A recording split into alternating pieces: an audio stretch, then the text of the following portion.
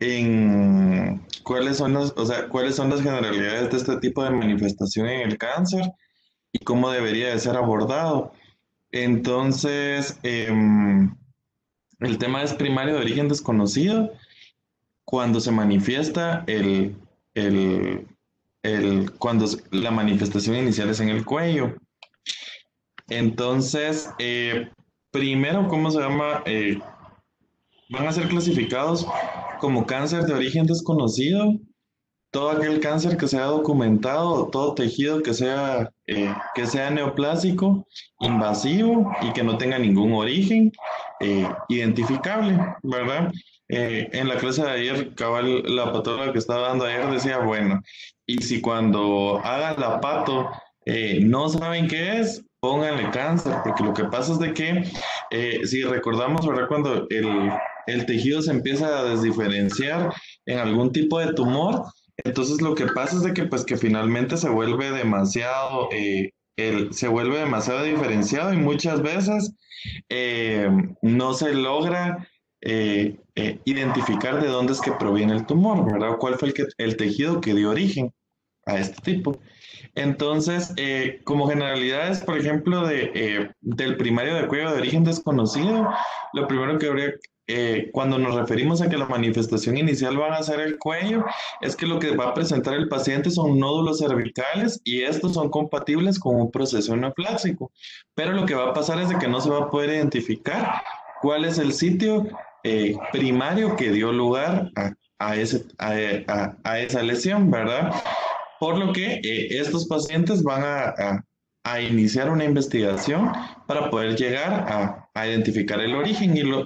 Una de las cosas importantes es que al 90% de los pacientes se va a lograr identificar este origen y uno de los pilares del diagnóstico son las imágenes, ¿verdad?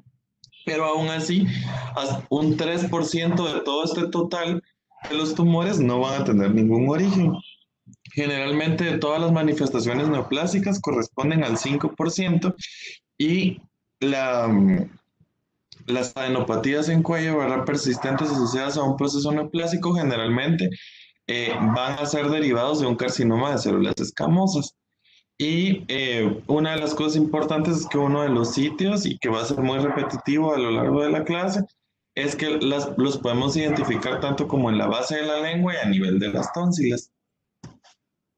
o de las amígdalas, ¿verdad? Entonces, eh, una de las cosas importantes, por ejemplo, es que si nosotros nos recordamos, ¿verdad? Pues la etapa 4, la etapa clínica 4,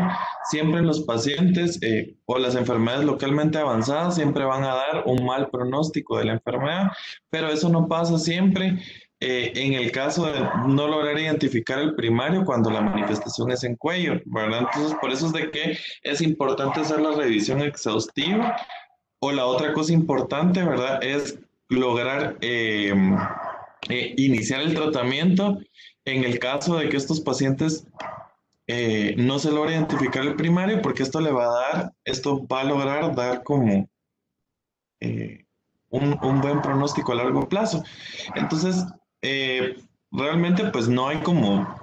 muchos estudios por lo mismo de que ya vimos de que para lograr identificar a un tumor que tenga un carcinoma de origen desconocido, entonces hay como pocos y son algunos de los que vamos a discutir, ¿verdad? Entonces, por ejemplo, en el primero, el primero de estos estudios, que este fue publicado en una revista que se llama Laryngoscope en el 2012, trataba de ver, se hizo para tratar de identificar en 1726 pacientes si habían algunos factores de riesgo que pues, pudieran ser estadísticamente significativos en el abordaje de los pacientes, ¿verdad? Que eso pudiera influir en un paciente que tenía manifestaciones del primario desconocido cuando era específicamente a nivel del cuello y si alguno de estos podía ser podía inferir en el pronóstico de estos pacientes. Y algo importante que podemos observar es que en esta tabla vemos que conforme el estadio va avanzando de la enfermedad, el porcentaje de pacientes que van a estar vivos a los 5 años pues va disminuyendo, ¿verdad? Iniciando, por ejemplo, en el T1 o en los estadios iniciales, ¿verdad? El 60% de los pacientes va a estar vivo al concluir los 5 años de seguimiento, mientras que, por ejemplo, en un estadio como un N3, pues la enfermedad se torna un poco más sombría, ¿verdad? Y solo el 25% aproximadamente de los pacientes pues va a estar vivo posterior a los 5 años. Y otro factor importante pronóstico es la extensión extracapsular, ¿verdad? Porque si recordamos, ¿verdad? El drenaje dentro de la cápsula del linfático y la comunicación con estos es que si la enfermedad está aislada dentro del ganglio y no hay, y solo hay afectación linfática y no al tejido adyacente o la ruptura de la cápsula por el tejido tumoral, eso se va a considerar como que no hay extensión extracapsular, pero en el dado caso que esto pase, pues vemos que el pronóstico también es más sombrío, ¿verdad? Si hay extensión de la enfermedad, por ejemplo, fuera del ganglio, pues ya podemos ver que el pronóstico de sobrevida se reduce, ¿verdad? Casi en un tercio, ¿verdad? De los pacientes cuando esto no ocurre, la enfermedad está localizada únicamente al ganglio. Y la otra cosa importante es que hoy por hoy pues no existe un consenso de tratamiento de cuál debería de ser el abordaje inicial, sino que va a depender mucho de lo que vamos a discutir, ¿verdad? Y vemos de que, por ejemplo, algo que obedece a esto es que utilizar distintas modalidades de tratamiento en las que se combina la quimioterapia, la cirugía y la radioterapia, pues no han demostrado que estos influyen estadísticamente, que haya una diferencia significativamente estadística entre utilizar las distintas modalidades para tratar este tipo de patología. Entonces, algo que sí es importante es que, como recordábamos, ¿verdad? La positividad del P16 dentro del tejido de la biopsia y confirmarlo con una PCR para determinar la presencia del virus del papiloma humano en las muestras de tejido, esto se vuelve sumamente importante y vemos que en este tipo de manifestación, como en el cuello, es sumamente importante porque hasta un 90% pues, de todos los pacientes van a tener un estadio positivo al momento de realizar el marcaje en el tejido, ¿verdad? Y esto también, este es un estudio que también se publicó en el 2016 en lo que trataba de ver, por ejemplo, si habían algunas características de la población que podían inferir en identificar eh, que el tumor primario fuera secundario al virus del papiloma y vemos que, por ejemplo, hay algunas cosas que sí pueden reforzar de que el tumor primario pues sea a nivel de cuello, ¿verdad? Y no de otro lado, como por ejemplo que esta presentación va a ser más común en hombres, ¿verdad? Pues va a ser un poco, la mayoría de la población de este estudio pues eran de raza blanca y vemos que generalmente la mayoría de los estadios nodales pues de este estudio pertenecían a N2 y algo importante es de que uno de los factores prevalentes pues era el tabaquismo, ¿verdad? Para presentar este tipo de patología, pero lo que vemos es que a lo largo de los años, por ejemplo, detectar o sea, los tumores o la manifestación sistémica a nivel ganglionar de un tejido neoplásico, pues se asocia enormemente a la positividad de identificar el virus del papiloma. Y se recuerdan que, pues, que algo importante, ¿verdad? Era que la prueba confirma, o sea, el P16 puede dar origen es más sensible, pero es menos específico, por lo tanto, se puede confundir con algunos otros tipos de afectaciones virales, pero lo importante es que si la proteína P16 está positiva, siempre se tiene que confirmar pues con la PCR. Y más adelante vamos a ver por qué es importante determinar si el tejido tumoral es positivo al papiloma. La otra cosa importante es que hay distintos abordajes para lograr identificar el primario, pero no todos los abordajes han demostrado ser estadísticamente significativos. Entonces, este es un estudio que se publicó en el 2000, ¿verdad? En el que trataban de ver, por ejemplo, si varias intervenciones secuenciales que se hacían al momento del abordaje del paciente eran estadísticamente significativas en el momento en el que se hacía el diagnóstico del el abordaje diagnóstico para saber de dónde era que venía el origen del tumor. Y algo importante es que el examen físico demostró ser estadísticamente significativo. Las imágenes fueron estadísticamente significativas, lo mismo que la panendoscopía, y dentro de la panendoscopía es importante que la panendoscopía va a ir a ayudar, va a ir en adyuvancia de las biopsias, y hay algunas otras, por ejemplo, hay algunas otras intervenciones de que no han demostrado que sean estadísticamente significativas, como por ejemplo eliminar las tónsilas al momento del hacer la tonsilectomía o la amiloidectomía de los pacientes, no ha demostrado que esto sea como estadísticamente significativo en el grupo de los pacientes para poder identificar el primario, pero de la misma manera, hacer una panendoscopía es suficiente, y las panendoscopías seriadas, pues por lo menos en este estudio no demostraron ser estadísticamente significativas. Lo que sí es importante es que previo a hacer cualquier intervención, siempre es importante poder realizar las imágenes, porque las imágenes son las que van a lograr darnos el diagnóstico. Y algo que hay que recabar acá es de que si bien hacerle a un paciente que ha pasado por todo esto secuencialmente, es un examen físico adecuado, que ahorita vamos a ver cuál es, hacer un estadiaje adecuado y posterior a esto hacer una intervención por panendoscopía, perdón,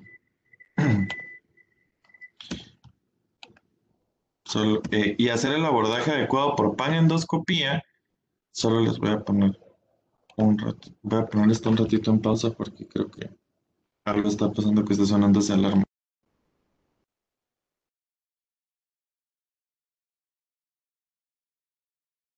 Previo a llegar a la panendoscopía quirúrgica, la identificación o el examen por fibra óptica de la nasofaringe o la hipofaringe permite encontrar el origen del primario. Y la otra cosa es que en este estudio del subgrupo, por ejemplo, de los pacientes que ya habían pasado por examen físico, que ya habían pasado por imágenes, que ya se les había realizado una panendoscopía, a este subgrupo de pacientes, que era mucho menor, se le realizó tonsilectomía, y del 100% de estos pacientes, solo en el 18% se logró identificar que el primario era de amígdala, ¿verdad? Por lo tanto, pues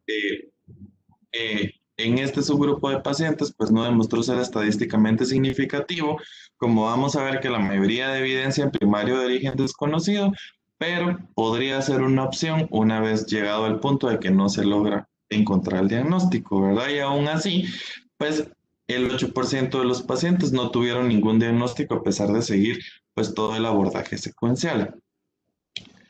Entonces, la otra cosa importante es el uso del PET o del SPECT, ¿verdad? Y el SPECT se puede utilizar, por ejemplo, para identificar zonas de inflamación y poder guiar la biopsia, pero pero no ha demostrado ser superior al compararlo con el uso de adecuadas imágenes de tomografía o de resonancia con medio de contraste para poder identificar pues, un sitio potencial para biopsia. Entonces, la otra cosa es si se va a usar PET o PET-CT, ¿verdad? Para tratar de identificar la lesión. Y algo importante es de que aunque el PET fue superior para identificar y que tuvo un porcentaje mayor de poder identificar el primario y poder que la lesión compatible al radiosensibilizador y al estímulo en las imágenes era compatible con la lesión, que fue la original, el origen del tumor primario, en los que se usaba PET-CT, era un porcentaje mucho mayor que al compararlo con el porcentaje en los que se identificó el primario de los pacientes que no tenían que no se usó la tomografía dentro del PET, ¿verdad? Sino que se usó el PET como la scintigrafía normal. Entonces, pero al comparar si este influía o no en lograr identificar el primario y si este estudio había sido el primordial para lograr hacer el diagnóstico, pues tampoco demostró ser estadísticamente significativo. Entonces, eh, ¿cómo entonces pues, con la información de que podría ser o no podría ser que se lo podría usar, cuál debería ser el abordaje ideal de estos pacientes una vez que se identifica una lesión neoplásica en el cuello, ¿verdad? La primera cosa importante es de que, por ejemplo, la panendoscopía, el primero va a ir el examen físico, ¿verdad? Algo importante es que, aunque el examen físico no se va a hacer, no se va a poder hacer por completo por lo molesto que esto puede ser, si la panendoscopía en la que bajo anestesia se va a evaluar la laringe, la nasofaringe y el esófago y las porciones, el estómago y parte del duodeno, son parte del abordaje integral diagnóstico de los pacientes con cáncer primario de origen desconocido que tiene manifestaciones iniciales de cuello. Y la otra cosa importante es de que, aunque es importante tocar la base de la lengua y las amígdalas por examen digital, al momento del, al momento del examen físico, del primer contacto con el paciente, una vez que el paciente está relajado por anestesia, es importante volver a hacer la palpación digital de estas estructuras para descartar de que haya irregularidades al momento del tacto. Y la otra cosa importante es de que el tejido no sea friable, perdón, o que haya alguna alteración a nivel de la imagen, ya que esto permitiría o ha sido esto permite que si hay cualquiera de estas irregularidades al tacto, pues se pueden realizar biopsias de las estructuras y muchas veces pues se logra identificar el tumor primario. Y algo importante es de que aunque a la inspección el tejido se vea normal, recordemos de que, por ejemplo, el tejido amigdalar, dentro del tejido, pues hay un rico o hay una gran cantidad de tejido linfático y muchas veces el tejido tumoral queda atrapado dentro del tejido linfático de la misma respuesta inflamatoria a nivel de la amígdala y por eso es de que a veces pues no es evidente la inspección. Pero pues se puede confirmar, ¿verdad? Con la biopsia. Y en distintas series, por ejemplo, sí se ha demostrado de que la tonsilectomía pues puede ser una alternativa al momento del diagnóstico. Entonces, la evaluación de la nasondoscopia pues va a consistir, ¿verdad?, en introducir una cámara flexible de fibra óptica con luz que va a permitir pues evaluar completamente las estructuras de la nasofaringe, las cavidades sinusales, evaluar la base de la lengua y esta misma sonda puede llegar hasta la faringe para evaluar la hipofaringe y la orofaringe, y esto permite en muchos casos identificar lesiones que ya sean secundarias a virus del papiloma, ¿verdad? O ver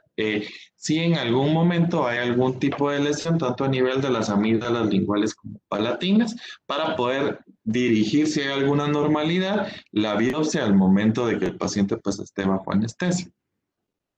Entonces, algo importante, ¿verdad? Es que aunque la enfermedad tenga un estadio importante, hasta un 85% de los pacientes que tienen enfermedad metastásica sin extensión extraganglionar puede ser curada si la presentación inicial de eso, ¿verdad? Eso hace de que la enfermedad metastásica como tal, sin extensión a otros órganos, o extraganglionar, permite que el pronóstico, pues que en esta enfermedad bajo las modalidades de tratamiento, permita un alto porcentaje de curación en los pacientes. Entonces, Esta es como una síntesis de todos los cuadros, ¿verdad? Del abordaje inicial, del primario, de la recomendación de la guía de la NSCN. Y algo importante en lo que recalcan, ¿verdad? Es de que si la presentación inicial del paciente va a ser una adenopatía cervical y esta es persistente, entiéndase, más de 15 días, la biopsia por aspiración por aguja fina es mandatoria en los pacientes una vez que se han descartado ciertas cosas primero. Al tener un paciente que lo que va a tener es únicamente las adenopatías cervicales, la historia de la lesión, ¿verdad? Porque lo que pasa es de que algo frecuente es el melanoma, ¿verdad? Que el melanoma puede hacer metástasis a esta lesión, por lo tanto, revisar toda la piel y el cuero cabelludo pueden permitir identificar pues la lesión primaria, ¿verdad? La otra cosa es de que pues uno de los más frecuentes van a ser los tumores a nivel eh, del epitelio mucociliar, ¿verdad? Por lo tanto, también hacer la evaluación por fibra óptica sin anestesiantes de la panendoscopia, pues permitirá evaluar la región de la nariz, la región de la faringe y la región de la laringe, ¿verdad? Y hacer la palpación de las estructuras, como hablábamos previamente, de las amígdalas y la base de la lengua, el cuello, ¿verdad? Y todo el examen físico completo para descartar de que no haya afectación de adenopatías fuera del cuello, ¿verdad? La palpación de la tiroides, ambas amígdalas, tanto palatinas como en la base de la lengua, y descartar de que no haya nódulos fuera, ¿verdad? Hay algunas otras pruebas complementarias, como por ejemplo las enfermedades bacterianas, que también pueden ser endémicas de algunas regiones, y descartar, por ejemplo, que los pacientes tengan alguna afectación por micosis, por micobacterias como tuberculosis o la infección por el virus de la inmunodeficiencia humana, ¿verdad? Aunque, pues, dependiendo esto, por eso es de que es sumamente importante tanto el examen físico como la historia, porque esto permite demostrar el origen de esa adenopatía cervical persistente hasta un 80% de los casos. La otra cosa es que una vez que ya se descartó de que no hay lesión en ningún otro lado al momento del examen físico, pues el abordaje inicial debería ser la biopsia por aspiración por aguja fina, previo a realizar las imágenes, y esto nos va a permitir descartar, pues en la mayoría de casos, la mayoría de primarios que se pueden originar en este momento. O sea, en este momento uno es tiroides, para que es sumamente frecuente. El otro es melanoma y pues el linfoma, que podrían ser compatibles. Y la otra cosa importante es que al tejido que se hace por aspiración por aguja fina, tomar en cuenta correr tanto la, eh, la inmunistoquímica o la marcación del tejido para virus del papiloma como para el virus del Epstein-Barr. Y esto es importante porque, por ejemplo, en un tumor que tiene manifestación primaria a nivel del cuello como enfermedad metastásica, y es positiva para el virus del papiloma humano, el consenso es que se trate como un tumor primario de orofaringe, mientras que si el paciente tiene la combinación de la positividad del virus del Epstein-Barr asociado al virus del papiloma, pues este deberá ser tratado como un tumor nasofaringio, ¿verdad? Entonces, eh,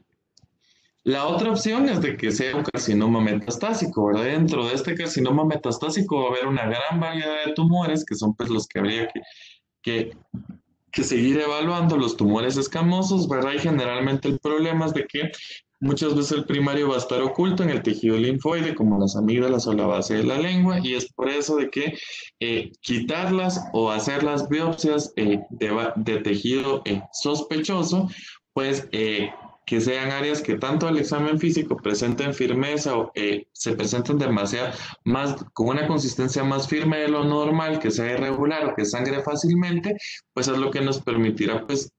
poder identificar algún sitio que podría ser en este caso el primario, ¿verdad? Pero algo importante es de que hay que descartar que el paciente no tenga ninguna lesión a nivel cutáneo, porque la positividad del virus del papiloma humano es altamente prevalente en los melanomas, ¿verdad? Entonces, por eso es importante que previo a correr las pruebas en el carcinoma, en una biopsia que sea compatible con carcinoma para poder identificar el primario, sea importante descartar que el paciente pues no tenga algún otro primario con manifestación eh, a nivel ganglionar, como por ejemplo el linfoma, pues la tiroides, ¿verdad? El melanoma, ¿verdad? Y la tiroides, recuerdan los marcadores de tiroides, ¿verdad? Como la tiroglobulina o la calcitonina que nos podrían orientar, en este caso, tumores de paratiroides, ¿verdad? O pues la positividad en el tejido linfático, anormalidades en la hematología, para descartar que no sea una neoplasia linfoproliferativa. Entonces, como en resumen de todas las recomendaciones, porque algo importante es de que no hay una recomendación 100% fiable, porque como les decía, la mayoría de estudios, algunos demuestran que debería de ser, pues, que aunque el abordaje debería ser alguno, pues no ha demostrado que sea estadísticamente significativo. Pero algo importante de la adenopatía persistente es que previo a hacer la panendoscopía o la evaluación del bajo anestesia y tomar las biopsias es sumamente importante porque eso va a mejorar la sensibilidad de la panendoscopía hasta un 60% y evitar de que hayan intervenciones subsecuentes es utilizar las imágenes, ¿verdad? Tanto la tomografía como la resonancia magnética han demostrado ser sumamente sensibles, como vimos en los estudios previos, para identificar anormalidades o focos de inflamación en el tejido normal, y una vez que el paciente ya completó el examen físico y el interrogatorio, si nosotros logramos ver que dentro de los estudios de imagen hay alguna anormalidad, pues esto permitiría en ese caso dirigir, una vez que el paciente esté bajo anestesia y se realice la panendoscopía, ¿verdad? Poder tomar las biopsias del tejido afecto, y pues si no hay ninguna positividad se podría valorar tomar biopsias de la nasofaringe, tomar biopsias de la base de la lengua y hacer la amiloidectomía bilateral para poder identificar el primario. Pues ya si de pronto esto no, pues algunas otras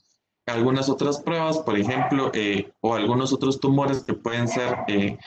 de origen epitelial, ¿verdad? Como el examen ginecológico y el urológico con manifestaciones iniciales como adenopatías, ¿verdad? Aunque estos pues ya son sumamente frecuentes, entonces pues por eso eh, la evaluación endoscópica de estas dos áreas pues eh,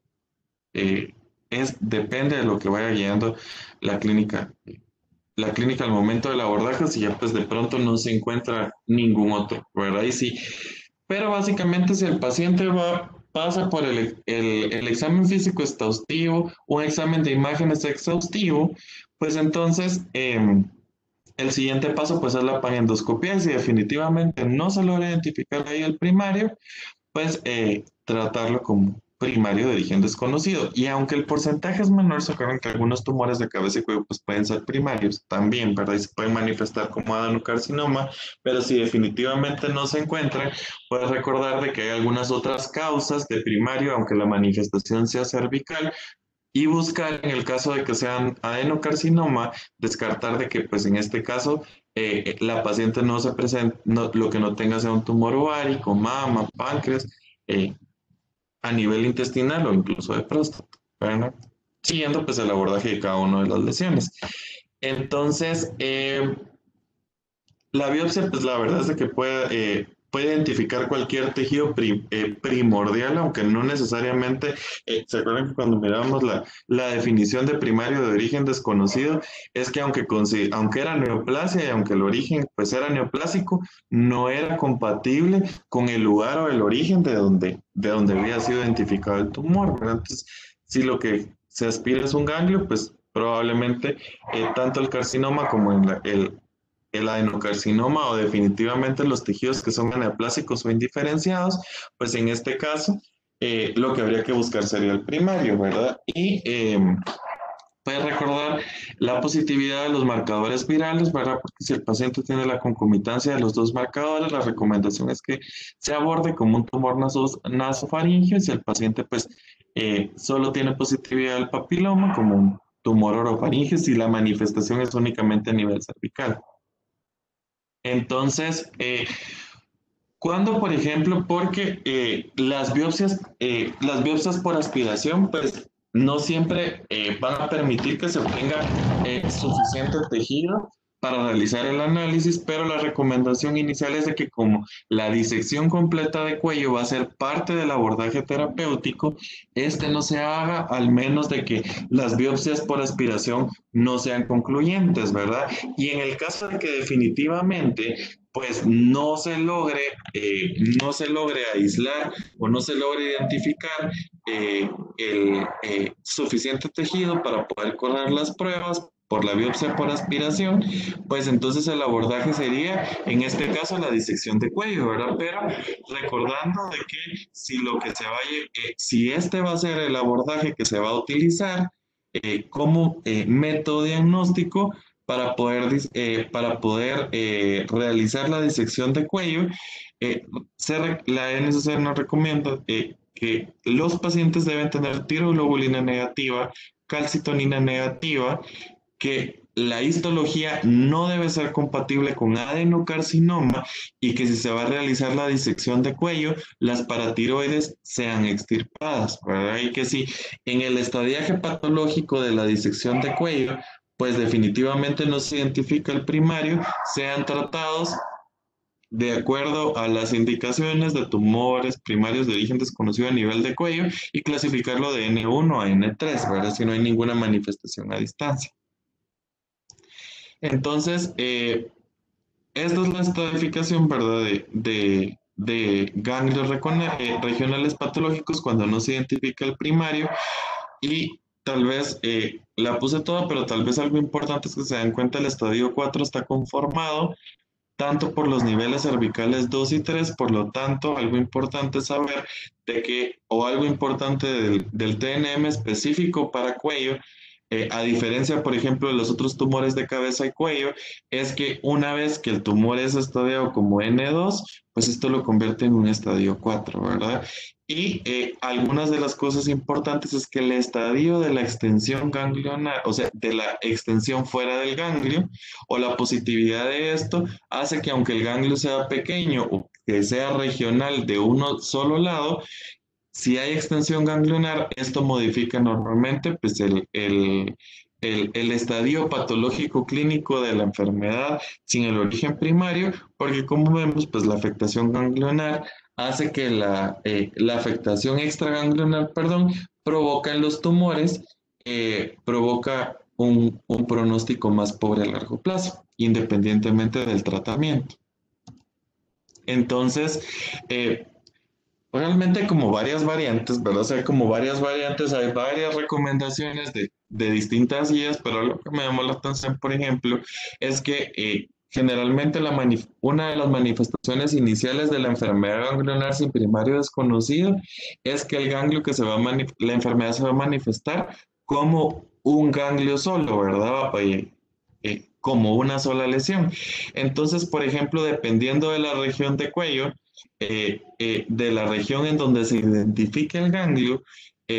esto pues puede orientarnos a dónde hacer más exhaustiva la revisión para lograr identificar el primario, ¿verdad? Por ejemplo, las regiones infrayugulares, ¿verdad? Que son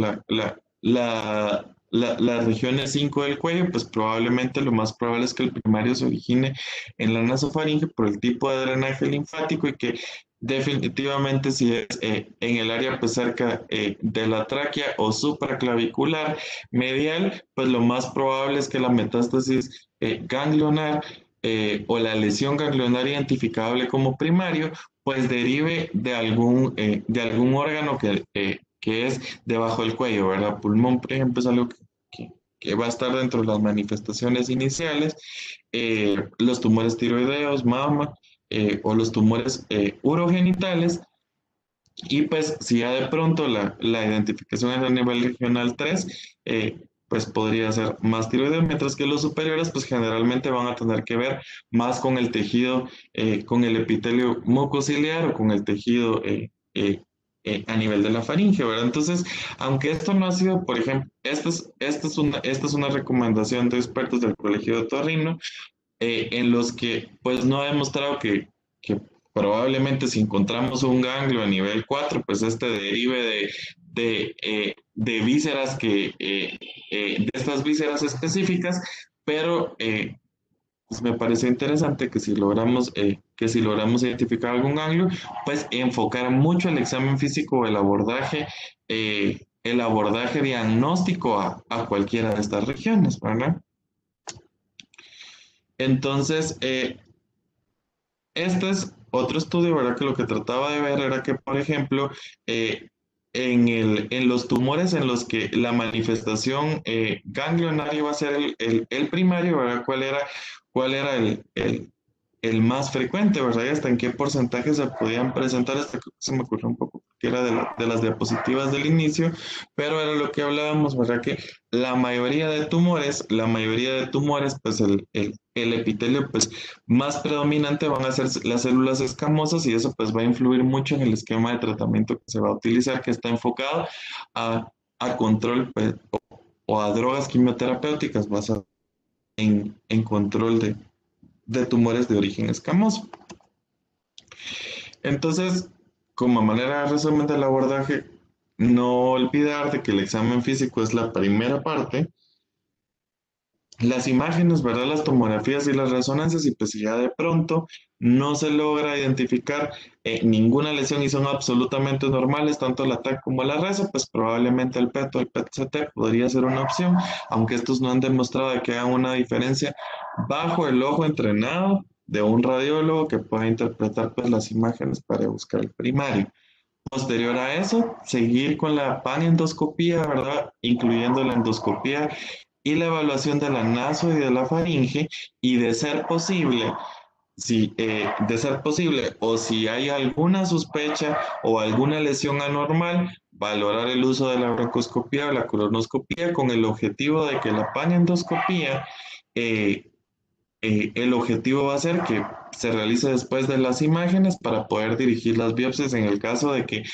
se identifique alguna anormalidad previamente documentada en las imágenes. Y pues si ya de pronto ninguna de estas funciona, pues algunas intervenciones, por ejemplo, que han funcionado, es por ejemplo las biopsias del seno piriforme, eh, tomar lesiones de tejido sano a nivel de la nasofaringe o de algo que parezca anormal al momento de la inspección, o pues definitivamente la extirpación quirúrgica de las, de las amígdalas, ¿verdad? Pero pues este abordaje posterior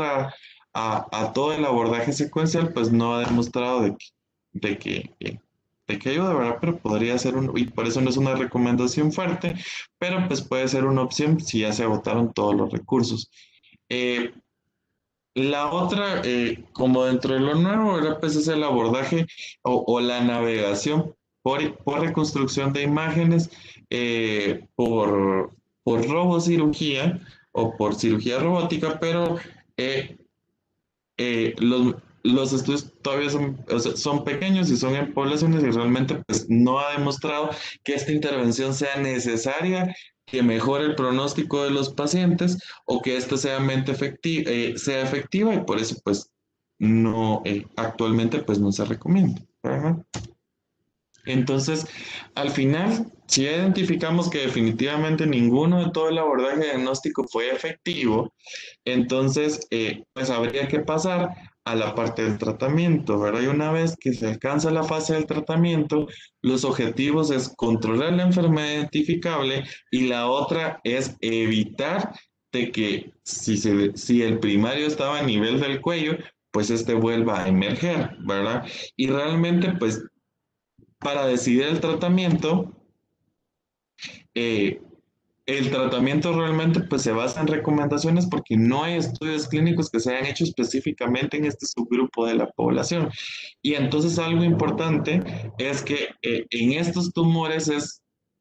o sea, es como sumamente importante el abordaje multidisciplinario, pero que dentro del abordaje multidisciplinario se incluye al paciente, porque dependiendo de la región ganglionar que esté afecta o de cómo se extienda la enfermedad, pues todas las modalidades son válidas, ¿verdad? Y lo más importante es incluir al paciente para ver qué es lo que él espera del tratamiento y poder tomar la decisión en conjunto. Entonces, por ejemplo, si el tumor es ipsilateral y solo hay uno, y ese tumor es menor de 6 centímetros, y ese tumor está localizado, o el tumor es ipsilateral, que es como la recomendación fuerte y es N1, la recomendación es que se haga cirugía y que dentro de la cirugía se utilice cualquiera de las técnicas, tanto de la disección ganglionar o la técnica de ganglio centinela en el abordaje de cuando los tumores son primarios y pues probablemente si el tumor es un N1, la recomendación es fuerte a que se realice únicamente monoterapia siempre y cuando no haya extensión ganglionar del tumor, pero probablemente pues el paciente solo con la cirugía, probablemente pues el paciente pues tenga un adecuado tratamiento. Pero si hay afectación ganglionar, si hay más de un ganglio afectado, eh, o si o si el terapeuta lo considera, la adyuvancia con radioterapia también es una opción válida y queda a discreción del tratante, ¿verdad? Usar la adyuvancia posterior a la cirugía. Por lo mismo de que la evidencia ha sido, o sea, los estudios que dan esta recomendación son los guías individuales de cada uno de los tumores independientemente, o sea, de los tumores de origen de cabeza y cuello, pues probablemente la opción pues sea la cirugía asociada a la radioterapia o utilizar la radioterapia como tratamiento primario en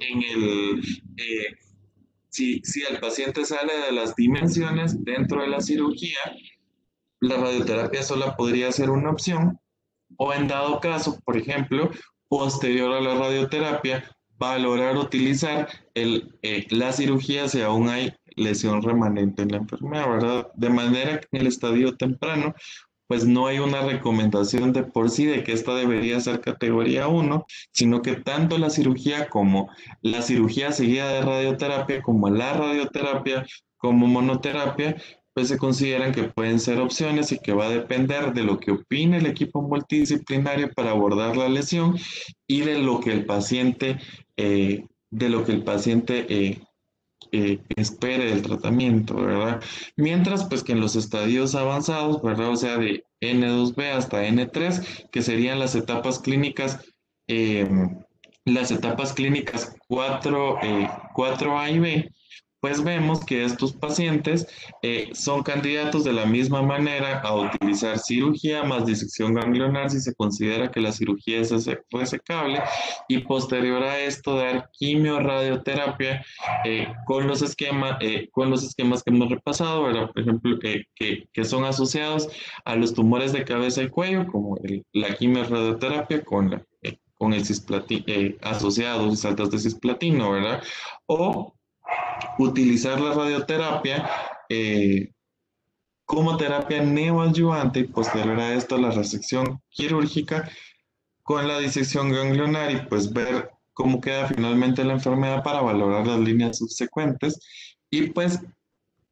la tercera opción, ¿verdad? Que está como categoría 3 es la quimioterapia de inducción con las quimioterapias que han sido probadas de inducción para cabeza y cuello, como por ejemplo el TPF, ¿verdad? Y posterior a dar la quimioterapia de inducción, hacer otra vez la valoración si la enfermedad es resecable y si la enfermedad pues no es resecable, consolidarlo con quimio-radioterapia. Como opción, ¿verdad? De manera que realmente hacer una recomendación puntual de este tipo de tumor se va a tratar de esta forma, pues hoy por hoy no es posible. Incluso dentro del abordaje, por ejemplo, o sea, no encontré un abordaje en sí, por eso pues no está presentado dentro de esta clase, pero la otra cosa importante es la utilidad del genotipaje del tumor para tratar de buscar un blanco molecular y dirigir la terapia a esto, que pues, si recordamos cuando ahorita en el ASCO, pues fue algo de, de tomar mucho en cuenta, ¿verdad? De los grupos de medicina genómica en el cáncer, ¿verdad? Que ellos lo planteaban como que esa debería ser la primera intervención en un tumor de origen desconocido, pero pues todavía sus poblaciones son como muy pequeñas y no hay pues uno específicamente que se dirija a cuello, ¿verdad? Hay muchos estudios ahorita tratando de reclutar pacientes, ¿verdad? Por ejemplo, con tumores, ¿verdad? Con mutaciones específicas, específicamente en los subgrupos, pero algo, por ejemplo, es quimio-radioterapia, quimioterapia, perdón, asociada a- a terapia target, como por ejemplo durvalumab o asociada a cetuximab, pero todavía están pues en fase de reclutamiento, ¿verdad? Entonces todavía pues no hay una recomendación en sí. De manera que tal vez de esto lo importante o lo que me traté de enfocar es de que siempre recordar que una vez que se obtiene manifestación de enfermedad, eh, primaria ganglionar, lo más importante es seguir el orden correcto del abordaje y que previo a utilizar los estudios endoscópicos o las biopsias, siempre recordar hacer la identificación previa de imágenes por un radiólogo experto para poder identificar si hay lesiones que sean medibles y si ya de pronto, pues por ejemplo, las imágenes no son concluyentes y si pues definitivamente no se logra aislar, valorar estas medidas alternativas que han funcionado en algunos casos, ¿verdad? Como por ejemplo usar el PET scan, el PET-CT, perdón, o sea, el PET scan asociado a tomografía para tratar de aumentar la sensibilidad de la panendoscopía al momento de la toma de biopsias, o pues que dentro de la misma panendoscopía se realice se realice la toma de las tomas de biopsias o la extirpación quirúrgica de las amígdalas o la toma de biopsia de senos piriformes, que en algunos casos pues ha demostrado que hasta en un 15% de esos pacientes de los que ya pasaron todo el abordaje primario, se podría identificar el primario ahí, pero pues quedará a discreción del grupo interdisciplinario que está llevando a cabo el seguimiento, ¿verdad? Y lo más importante de no olvidar, como en cabeza y cuello, pues es involucrar al paciente, ¿verdad? Porque probablemente el paciente no esté conforme con un tratamiento radical o con una alta área de radiación si el paciente pues lo que se busca preservar finalmente es la preservación de tejido, ¿verdad? Pero hacer énfasis, pues que entre más agresivo sea el tratamiento, pues este tipo de